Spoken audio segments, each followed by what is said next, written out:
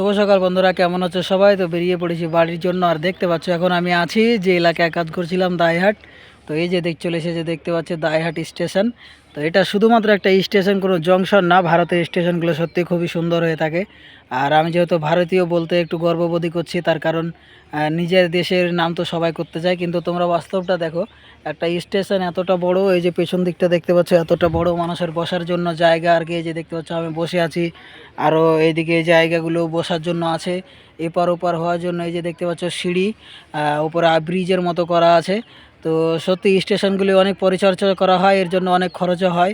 আর লোকজন দেখতে পাচ্ছ সামান্য কিছু লোকজন, আর ট্রেন আসবে অনেকটাই বড়, অনেক দ্রুত গতি ট্রেন আসবে। আর ট্রেনের ভেতরে অনেকটাই ফাঁকা থাকে, গ্যাঞ্জাম হয় তা না, তবে কিছু কিছু জায়গাতে গ্যাঞ্জাম হয়। আমি বলবো না যে গ্যাঞ্জাম হয় না, আমিও এমন এমন জায়গা দিয়ে গেছি, যেমন কি আমাদের শিয়ালদা লাইন হয়ে যেতে যাই, তাহলে এতটা ভিড় হবে তোমরা বলার মতো না, প্রচণ্ড ভিড় হয়। কিন্তু এই যে আজিমগঞ্জ যে লাইনটা, আজিমগঞ্জ জংশন হয়ে যাব আমি, তো এই লাইনটা সত্যি খুব প্রচণ্ড ফাঁকা হয়ে থাকে আর প্রচণ্ড সুন্দর, পরিষ্কার পরিচ্ছন্ন।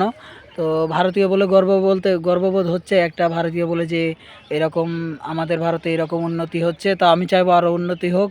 আর আসুন আমরা সবাই একসাথে বেড়ে উঠি, নিজের দেশকে গড়ার চেষ্টা করি।